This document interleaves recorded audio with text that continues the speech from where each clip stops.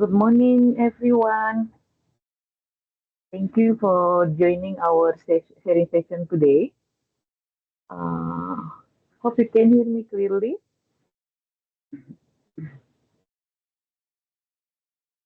So for today, we have our colleagues from BPS Statistik Indonesia. Thank you for BSA colleague who give me some time.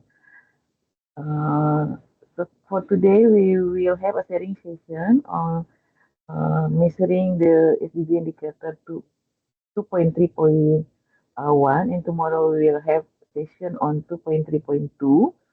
We have our colleagues from BPS Statistik Indonesia, Miss Unique, Miss Unique, who will be the research person for both sessions. But before we start our session, I will pass to Hani for the photo group, please.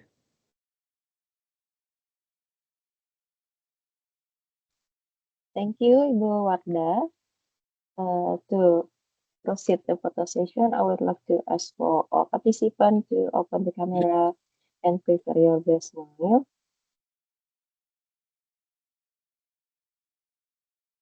Okay, we're still waiting for more participants to open the camera.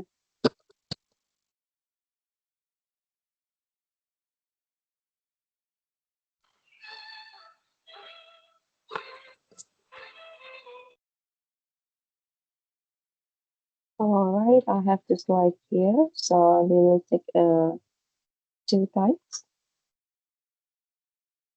Okay, get ready on my count.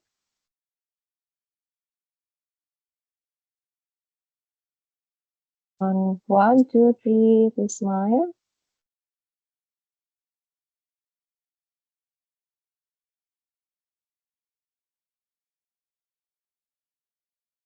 Okay, get ready for next shot.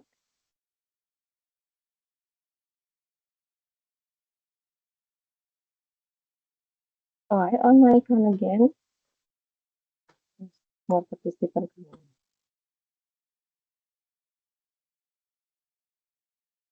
All right, on my count. 1, 2, 3, please smile.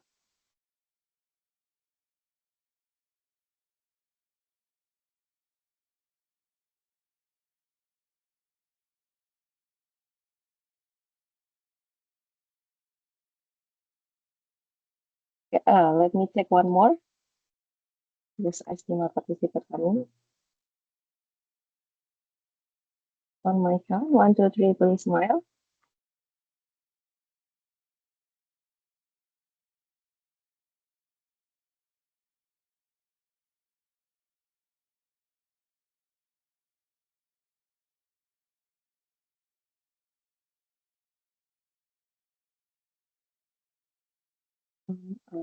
Wait a moment, please. Sorry, may I take one more time? The last time is not so good. All right, on my count again. 1, 2, 3, please smile.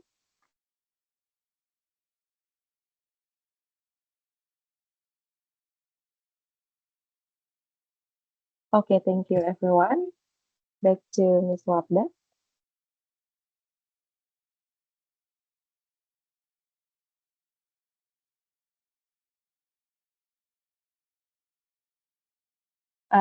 You're still muted. Sorry. So, as I mentioned earlier, for today's session, we will focus on 2.3.1. For this indicator, actually, we already included in our current data submission template. Unfortunately, the data submit only around, if I'm not mistaken, only 3 countries who can submit the data. So hopefully, other countries who for now can still produce or measure this indicator can learn from Indonesian experiences, and then in the near future we can have more data submitted by IMS. I think without further ado, I will pass to Miss Unique from BPS Statistik Indonesia, please.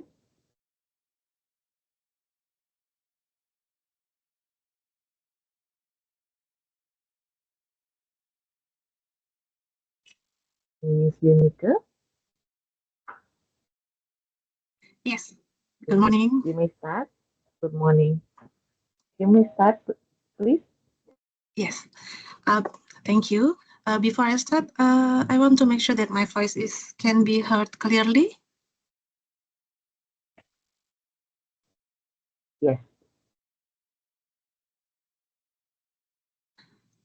Okay. Good morning, everyone.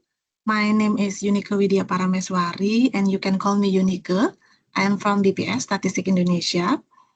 And first of all, thank you for the opportunity to share Indonesia experience in measuring SDG 2.3 indicators.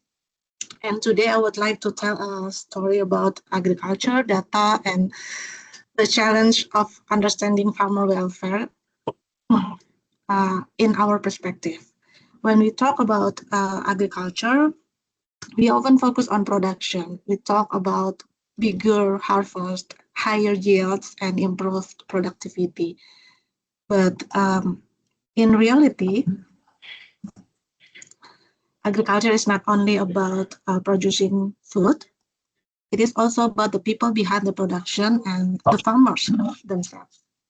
And this raises an important question. If farmers produce more, does it automatically mean they earn more and live better lives? And the answer is not always. This is why SDG 2.3 becomes very important, and it helps us to measure not only agricultural productivity, but also the income and welfare of small-scale food producers. And through these presentations, I will explain how Indonesia approaches this measurement, the challenges we face, and the important lessons we learn from the data. Next. To begin, let us look at the broader context.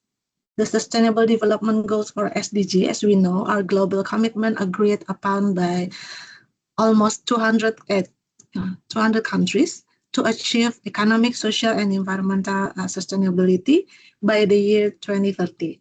And the main purpose is to achieve the sustainable development.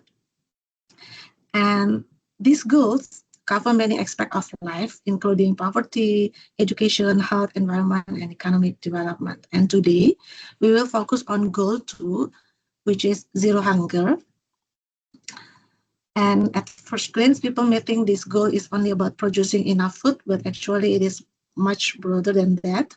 Goal 2 is also about improving food security, improving nutrition, and promote sustainable agriculture.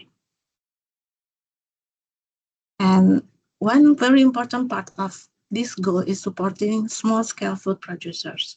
Why? Because in many countries, including Indonesia, small farmers play a major role in food production. They supply food for communities, support rural communities, and become an important part of national food system.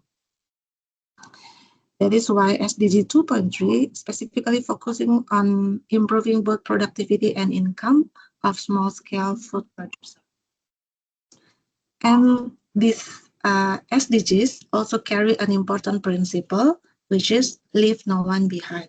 This means the development should benefit everyone, including vulnerable groups, vulnerable rural communities, and small farmers. Next slide.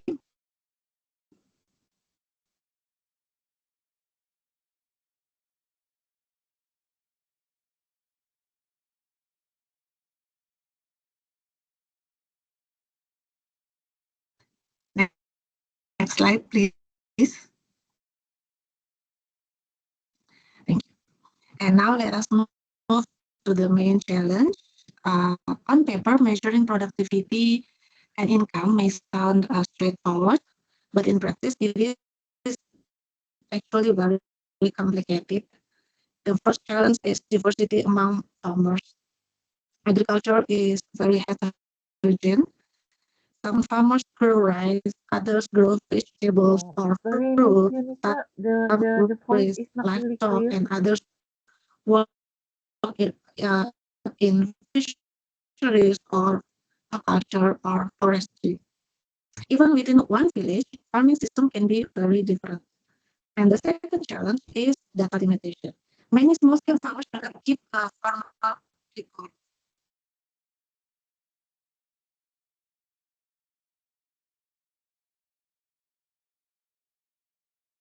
Miss Janika, I think we lost you.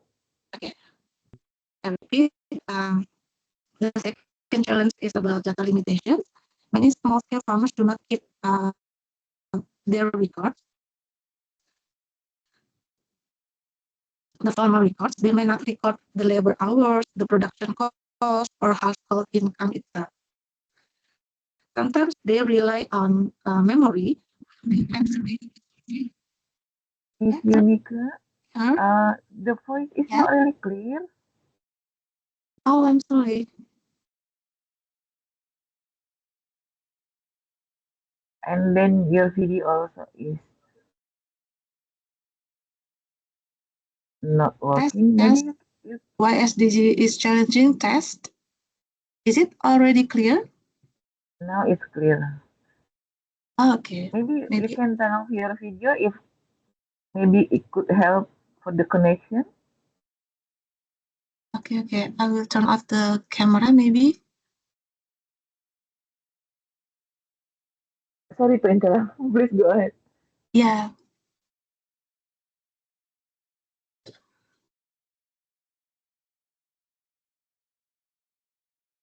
Please, now you may continue.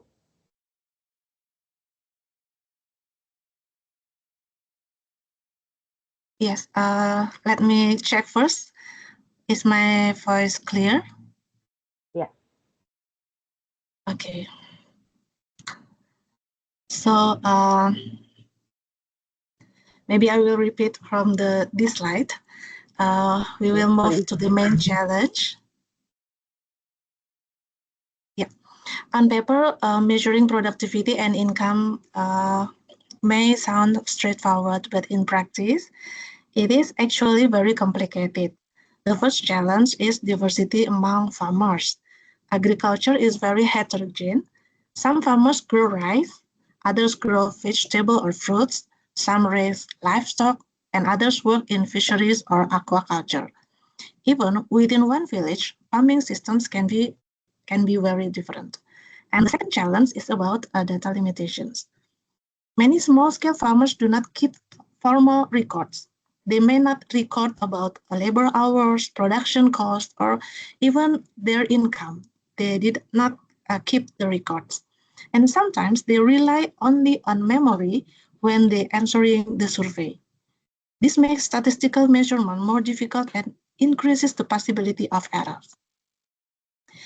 And another challenge is methodology. Different countries use different definitions, thresholds, and estimation methods. For example, one country may define small farmers based on land size, while another may use income or production value. And these differences can strongly affect the final indicator results. So when measuring SDG 2.3, we are not only collecting agricultural data, and we also trying to balance statistical standards with the real conditions in the field. Next slide, please. Okay, this slide explains about important concept, the difference between productivity and income. SDG 2.3 has two main indicators. The first is SDG 2.3.1, which is measures about agricultural productivity. This first indicator focuses on technical efficiency. In other words, how much output is produced using labor input.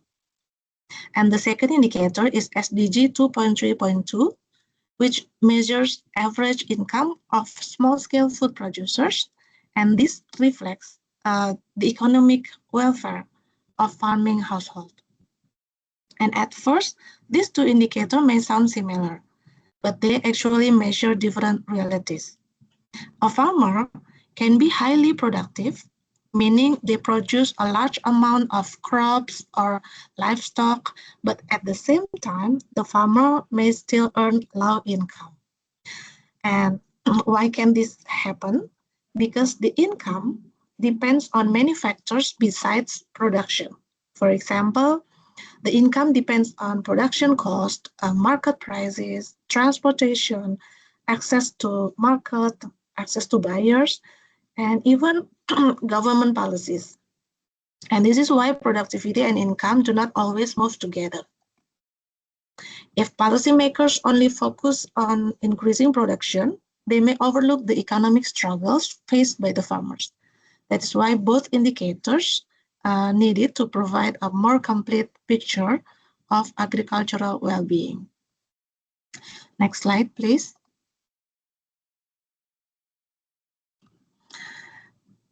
Before measuring farmers, we first need to answer a basic question. Who should actually be counted as a farmer? Internationally, FAO provides a standard definition for SDG 2.3. Under the FAO definition, farmers are mainly households managing agricultural land or livestock.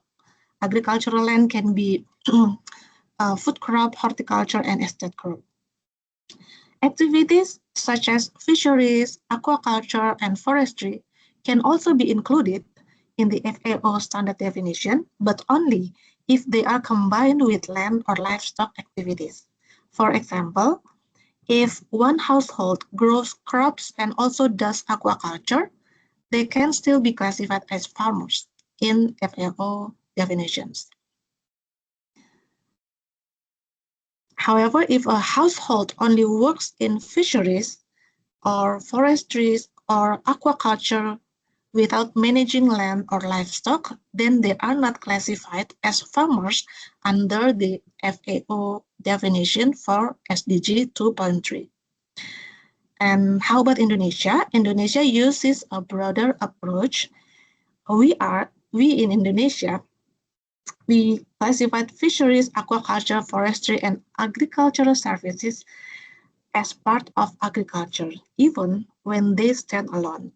It means when they don't manage agricultural land or livestock, but they manage fisheries, forestry, and agricultural services, they still counted as farmer in Indonesia. This difference may look small, but statistically it is very important. Different definitions can affect who is included in the survey, how indicators are calculated, and how results are interpreted. And this is always, this also shows that the global standards sometimes need adjustment to fit the national realities. Next slide, please.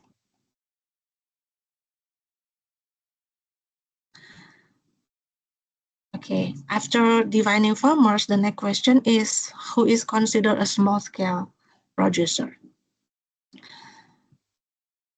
Usually, people assume small-scale farmers are simply farmers with small land areas. But in reality, the situation is more complex. Indonesia combines two perspectives. The first is production capacity. This production capacity includes land size, livestock ownership, labor, capital, and available resources. And the second is economic condition, especially income level. And this approach is actually based on FAO standard. And this is important because two households with similar land sizes may have different living conditions. For example, one farmer may have a good market access and stable income, while another farmer with the same land size may struggle economically. And by combining production capacity and income level, we in Indonesia can better identify the vulnerable producers who need the support from government.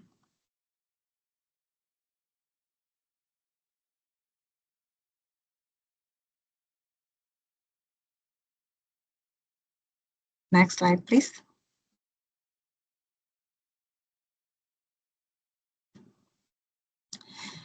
And in Indonesia, to produce these indicators of SDG 231 and 232, we rely on three data sources. The first one is agricultural census. The second one is integrated survey, or we called it SITASI in Indonesia. And the third one is agriculture economic survey, or in Indonesia we call it SEP. The first source is the agricultural census. I believe everyone know agricultural census is conducted every 10 years. In Indonesia, every 10 years. I don't know, maybe in another country you have different period, and provides the structural foundation of agricultural statistics. And next, in integrated survey.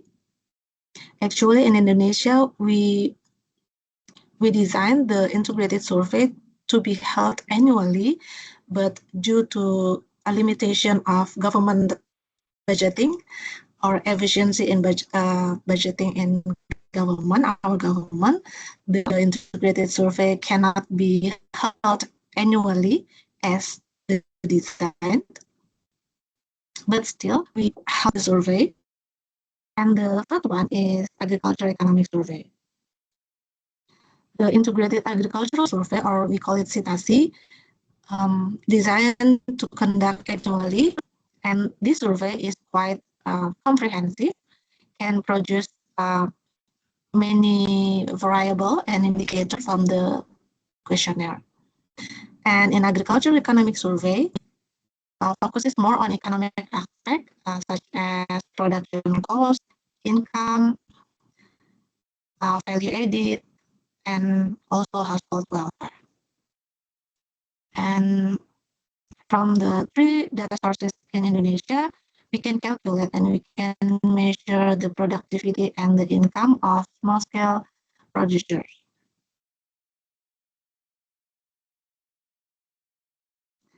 And why is Indonesia shifting from a 10-year census to a routine survey system? Yes, because a census only held every 10 years, which is it is a long time to get the updated data about the farmer. And the survey system, we can get more frequent and timely data, more efficient and cost-effective, maybe better reflect sector dynamics every year, and also support evidence-based policy making, because the government cannot make a policy only by waiting for the census data every 10 years. They need the updated data every year. Next slide, please.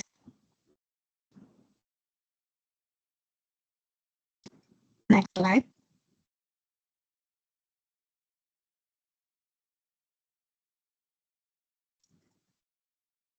Okay. And even with our integrated surveys, we still face many challenges. And the first challenge is about productivity measurement. The agriculture involves many different commodities and also many different measurement units and various output. For example, rice may be measured in kilograms, while livestock measure in number of animals. And for fisheries, it is measured by tons. And combining all these outputs into one productivity indicator is quite difficult. And in our survey, this is why validation and outlier checking become very important. The second challenge is about labor measurement. In Indonesia, many farmers do not record the hours or even the working days. They don't always have the record of it. Agricultural work sometimes is very seasonal, not all along the year, but sometimes for crop, maybe rice, they also work in 3 months and then break, and then 3 months again and then break, and then come to next season. And during the planting or harvest season, farmers may work very intensive, while in other periods activity, they don't work very intensive, the work may decrease in other periods. And to solve the problem, Indonesia uses proxy and estimation approaches based on work patterns. In our questionnaire, actually we ask about the working hour and also the working days in 1 year. But it is difficult for the farmer to answer the working days and also the working hours. And the third challenge is income measurement. Many farming households do not keep the bookkeeping records. In addition, some production costs are not cash-based. For example, farmers may use their own feed. They don't buy. They may use their own seed. They don't buy the seed. And many farmers in Indonesia also receive subsidy from the government. So they don't buy the input, maybe such as fertilizer or pesticides, because they receive subsidies from the government. And these conditions create risk of underestimating or maybe overestimating of their actual income. Next slide.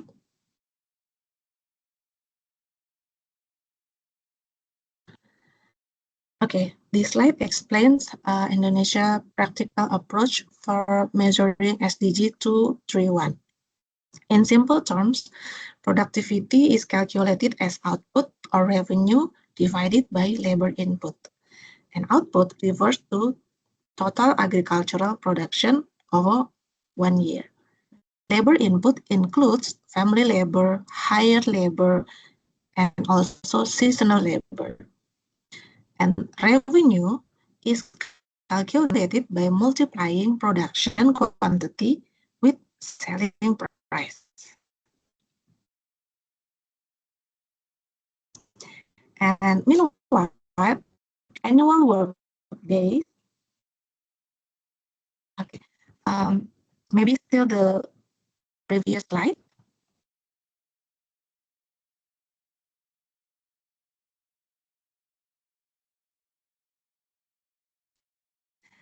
Yeah.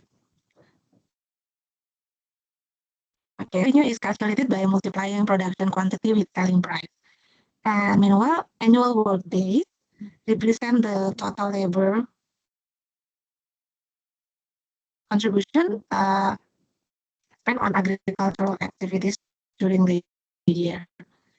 And because the exact labor hour records are often unavailable in the farmer, Indonesia uses some estimation methods based on work patterns and seasonality. And the key idea is not to achieve the perfect measurement, but to create a consistent and comparable system that reflects the real agricultural condition as accurate as possible. Next slide.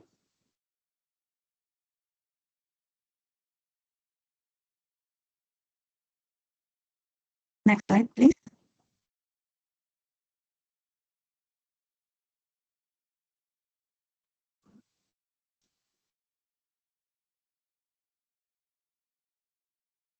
Check. Can you move to the next slide, please?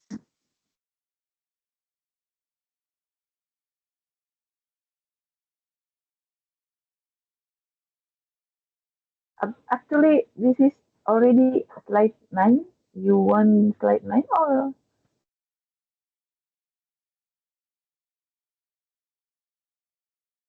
Miss Yunita? Yeah, I mean the next slide. The slide 9, right? Yeah, already. Yeah.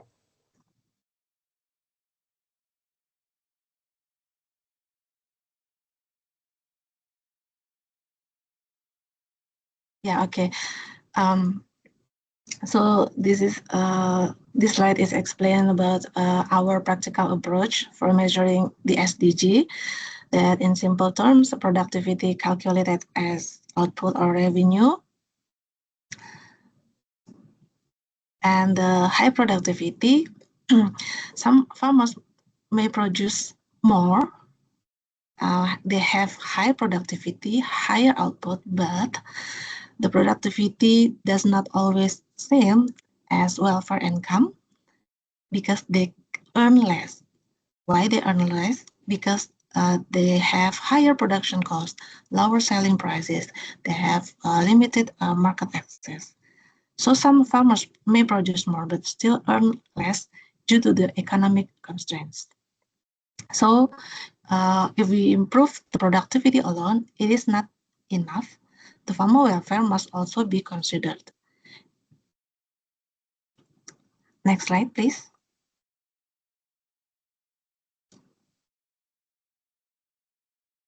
Okay. And finally, this brings us to the most important insight from the presentation. So higher productivity does not always mean as higher income. Some farmers produce more but still earn less. And to conclude, measuring SDG 2.3 is not only a technical statistical exercise. It is one effort to better understanding the real situation faced by small-scale farmers. And Indonesia continues improving the agricultural data system to support more inclusive and evidence-based policy. And today we mainly discuss about the SDG 231, which focus on productivity measurement. And for tomorrow, the discussion will continue with SDG 232, which focuses on measuring income and the economic welfare of small-scale food producers. So the today presentation serves as introduction and foundation for the next discussion. And thank you very much for your attention, and I look forward to the discussion. Thank you. Thank you, Ms. Yunika, for the presentation. Now we welcome any question from participants. You may raise your hand or you may write your question in the chat box, please.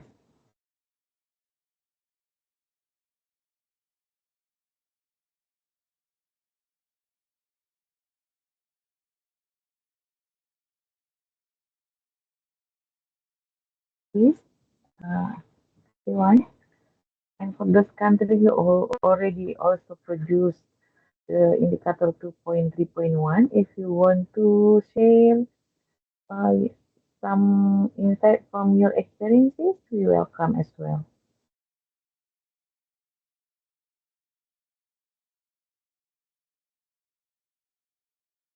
Yes, please, from PSA. I saw you raise your hand. Thank you very much, Yunika, for the presentation.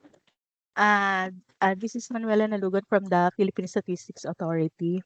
May I ask if you have any results for this SDG 2.3.1?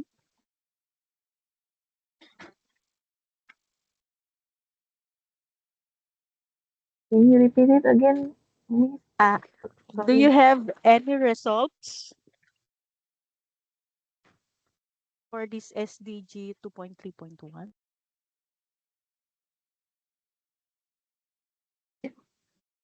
Should I answer right now or? Yeah. Oh yeah. Thank you for Manuela from Philippines. Yes, actually we have the result of SDG 231, but I'm not included in my presentation. But I can share you tomorrow our publication also. The link to our publication we already published in our website, and I can share to you tomorrow maybe. Okay, thank you. Thank you.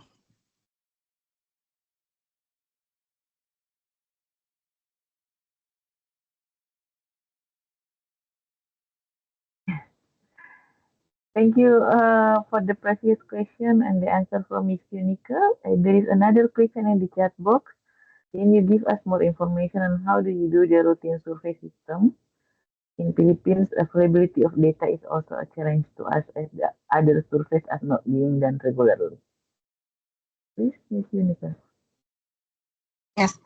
Well, actually, in Indonesia, we face many challenging and held the survey annually.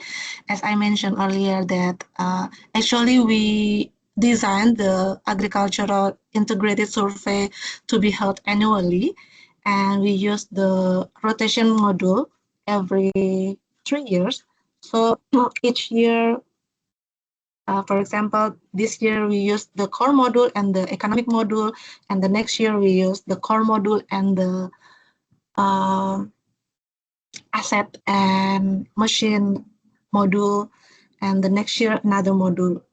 That is our design for Indonesia, but due to the economic condition of our government and restriction and limitation and efficiency in government budgeting, we only had the integrated survey in 2021, the first one, and then the economic agricultural survey is also actually the rotation module of integrated survey. It is held in 2024, so 2021, 2024, and this year, hopefully we can have the third module. It is a production method and production method or the module this year. And actually we faced so many challenges in the first survey in 2021 because we actually adopt the questionnaire from FAO, fully adopt without any adaptation to the Indonesian context. We only translate and we fully adopt the FAO questionnaire, and we face so many challenges because many farmers in Indonesia doesn't understand about the concept of the international concept, the global concept, but yet we still produce the SDG indicator with so many, we make so many adjustment and estimation, like how we calculate the working days. If they cannot answer the working days, sometimes they can answer the working hours only for estimating for average hours in one day, and then we calculate into the working hours. So we make adjustment, estimation, and conversion so we can get the data that we need. So it is very challenging in Indonesia too, especially for the first one in 2021. And that survey is also the first one, the first time we used KP system, computer assisted personal interview. Before 2021, every survey in Indonesia in BPS use paper for when we interview the respondent. And in 2021, the first time for us in BPS and in Indonesia, we use the KP system, computer assisted, and it is very fragile. The system is very fragile at that time, so the challenge is more complex from the content, from the questionnaire, from the system also. And about the agricultural commodities, yes, we try to collect all the agricultural commodities that the farmer produce. So when one household farmer may may plant rice, and also they have animal or livestock, and also maybe they have forestry, and all the commodities we collect in the survey. And that is why the system, it is the complex commodities, complex question makes the system burden, it burden the system, and also it burden the respondent. So we have estimation average of interview hour is in 3 hours in 2021. So average when surveyor interview the farmer, average in 3 hours. It is very respondent burden. Yeah, because we want to get all commodities, we want to get all subsector, we want to get this objective, and it makes very challenging for us. But it is in 2024, we only cover not all commodities, but only the commodities, the strategic commodities. Because in 2024, we heard about economic agriculture survey, so we asked about the production input for every commodity. So when a farmer produce rice, maybe cacao, and also fruit, we ask about each input cost for each commodity. So it is so difficult. So we limit the commodities only the strategic commodities in Indonesia or in the region of the farmer. If I may summarize, in the first survey that you conducted, you cover all commodities, but it become complicated. Then in the latest one in 2024, you limit it to the more strategic commodities. Am I correct? Yes. And then I have following question for the one that you mentioned that there are that you follow exactly the questionnaire from the FAO, but then you find some difficulties. Is there any plan to adjust the questionnaire in the next survey to be more fit to the Indonesian situation? Because you mentioned several times that it's quite complicated and difficult for the farmer to understand the context if following the FAO questionnaire. Then the second question, so you cannot really now you cannot conduct the survey annually due to the efficiency policy from the government of Indonesia. So for the data, in the absence of the survey for the certain year, do you do some estimation or you just leave it blank for those year when you didn't conduct the survey? No, actually, when we do not conduct the survey, we don't produce the indicator because we don't have any data except if we have the survey. Yeah, and yes, when we adopt fully the FAO questionnaire, it is only in 2021. But in 2024, we already make adaptation in Indonesia context, and also the survey this year survey about a production method. We also make an adaptation to Indonesian context. Thank you, Ms. Yumika. Any other question from other participants, please? Okay, there are two questions in the chat box. The first one, as presented earlier, one of the challenges we encounter is the aggregation of commodities. Since commodities have different measurements, such as livestock and paddy. How Do you aggregate the productivity for all commodities? In addition, how do you measure costs that are not cash-based, for example, on feed and subsidies? Yes, thank you for Manuela.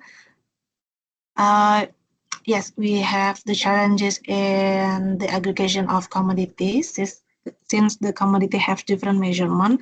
So basically the indicator, the SDG indicator, both 231 and 232 is measured in currency. So when the commodities have a different measurement, we first make in our questionnaire, actually, we already asked about the measurement. You know, in Indonesia, in some rural areas, we can find they don't use the standard measurement like kilogram or tons or liter. Sometimes they use the like small like they put 10 fish and they In sell one basket and they just the sell based price on the is basket, for right? 10. Yeah. Yeah, they don't use the international standard of measurement, but BPS already have like the conversion, like when they sell fish, the price is for every 10 fishes. So we bring the scale. So we scale the 10 fish. So we can convert into the kilograms. Yeah, it is done by the BPS office in the regency or municipality. They already have the conversion from the non-standard measurement into the standard measurement. But in our questionnaire, every commodities will be asked about the measurement, like is it in tons, is it in kilograms, and we calculate into the same measurement, such as if we want to measure all in kilograms, so we convert to kilograms and the currency of the kilograms. So we actually aggregate the productivity by the currency, such as paddy and livestock. We aggregate the currency only. And how we measure the costs that are not cash-based, for example, on feed and on seed and subsidies. This is we in BPS we also find the conversion. So when farmers use their own seed and they don't buy the seed, we will ask like how many seed. Like in Indonesia, we call it like karung, maybe 1 karung, and we will try to find how bigger the karung, or the plastic maybe, and we will scale it. And after that, we will find the market price. So we estimate the price for the own seed by the market price in their village. So if the other farmers buy the seed in the same village, we will use the same price to estimate the farmer that are not buy their seed or their feed. And also subsidies. About subsidies from the government, actually we can find the nominal of the subsidies from the government literature or government website. The information is already there, like government give subsidies for fertilizer, maybe about 10,000 in rupiah. And when farmer buy in 2,000 rupiah, at 20,000 rupiah, so it means they only pay 10,000 rupiah. But we can find the information in the government website or literature about the nominal of the subsidies. And about the sharing the questionnaire that we use in our survey. Yes, actually we have the questionnaire, but maybe it's still in Indonesia bahasa. So we don't translate it in the English yet. But if you want the in Indonesian version and you want to maybe translate it, I can share with you. Thank you. Okay, Miss Yunika. To Miss Nina from PSA, are you interested for the Indonesian version of the questionnaire? Then we can later on we can request from Miss Yunika and send to you. There is another question, Miss Yunika. How do you determine small scale farmer? Do you have the threshold on determining the small scale farmer? Yes, actually, yeah, I thought today discussion is not too technically, so I'm not included the statistic of how we count the threshold in my presentation, but I can give you tomorrow. Actually, we have the threshold calculation. We follow the FAO standard, but the FAO standard actually gives a guide to every country have their own their own threshold. I mean, so the FAO only give guide to how to calculate the threshold, but we use the distribution data of our country. So from the survey data, we have the data distribution of the farmer in all over Indonesia, and then we calculate the threshold by the methodology from the FAO. Actually, we have the threshold like for the land and the livestock and also the revenue, but I don't put it on my presentation. But if you don't mind, I can put on my maybe next presentation. We can reverse a bit about the data, the result of 231. Yeah, but the the result is actually just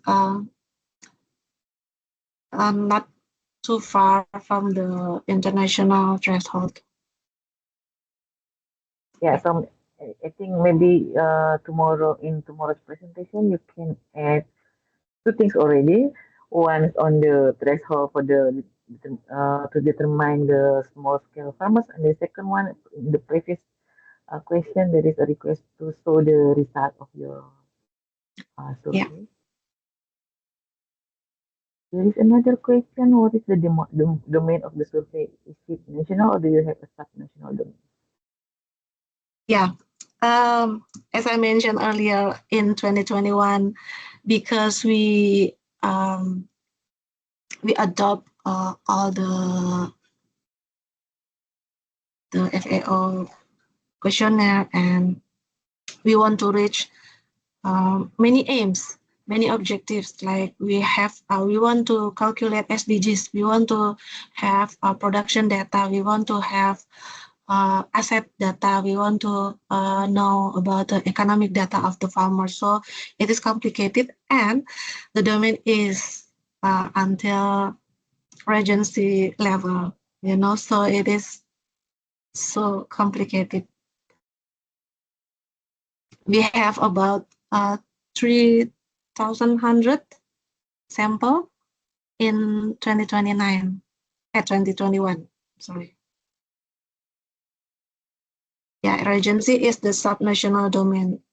The first level is national, and below national level is a province in Indonesia, and below province we have regency, and the 2021 survey is on regency level estimation. But in this year, we only had until provincial level.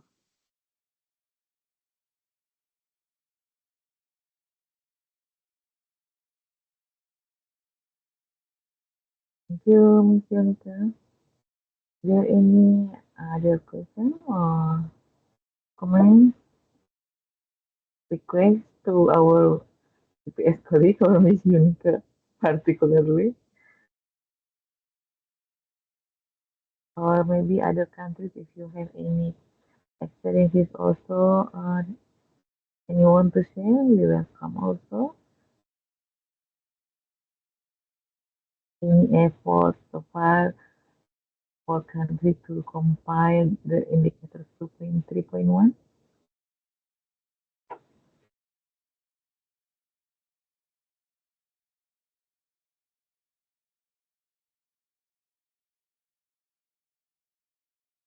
I see no, so maybe it's all for today. Oh, okay, there is another question. How many commodities are included in the survey?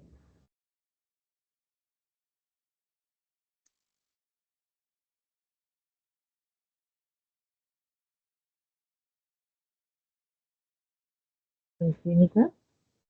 Yeah. There is another question. How many commodities are included in the survey?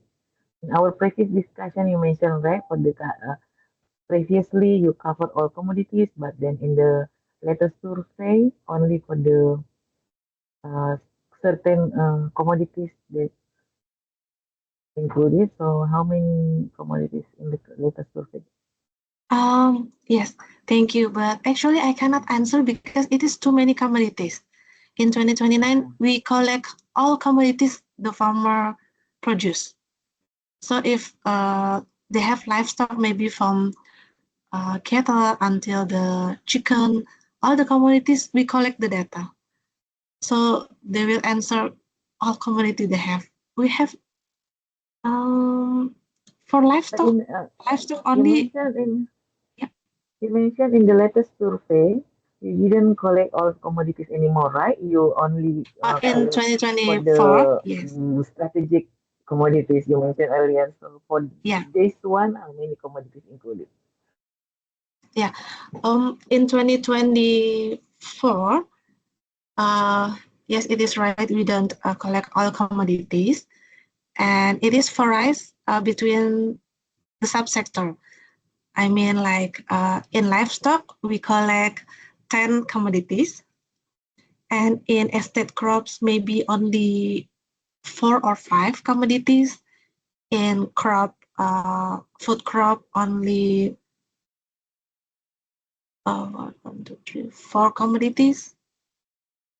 So I don't remember exactly, but we limited the commodities within each subsector. So food crops maybe 4 commodities, horticulture maybe 6 commodities, like that. But especially in livestock, we have like 10 commodities in 2024. 10 out of about 31 all commodities in Indonesia, livestock only. Or maybe tomorrow you can come back with more detailed info. Okay, I have so many homework for tomorrow. Sorry. So sorry, we give you some homework. And then there is a following question. What are the criteria in selecting the commodities? You mentioned earlier that you select based on for the strategic commodities. Who define that this one is the strategic commodities, and how did you define it's strategic or not? Oh yeah, to define. To define the strategic commodities, it is also differ from each subsector. You know, for food crops, since every province every farmer in every province in Indonesia usually plant rice, so we define it as a strategic commodity, and also because of rice is our national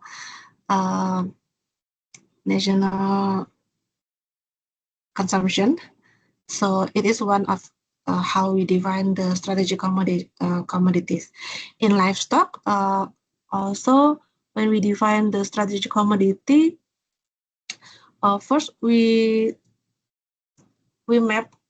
try to mapping the commodities that almost all province have the farmer who works in this commodity. So when we want to have the estimation in provincial level, we can have the data estimation in provincial level, because the commodities is hot in every province.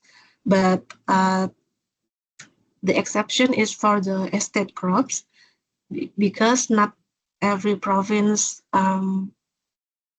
have the same commodities. Like maybe cacao is only in some province, so the estimation level for estate crop commodities, some of estate crop commodities is only in national level.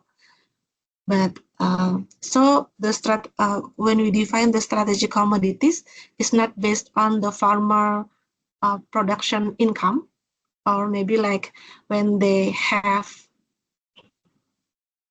more than one commodities, which one is the highest income they get, not by that, but we in BPS define the strategic commodities to get from the survey. And another method how we define the strategic commodities is by looking at the inflation rate. So we have some commodities that affect the inflation rate, and it will define as strategic commodities in agriculture in our survey.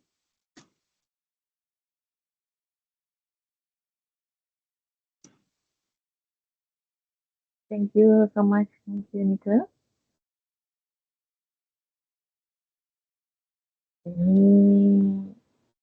Before we end our session, any other questions?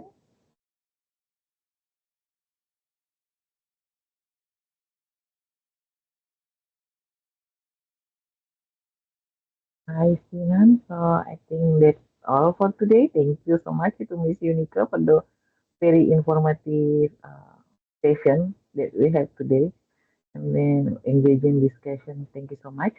And tomorrow we will have you again to share experiences for the 2.3.2, and we gave you already some homework, so hopefully tomorrow we can hear in more detail, and then we will have another discussion for the 2.3.2.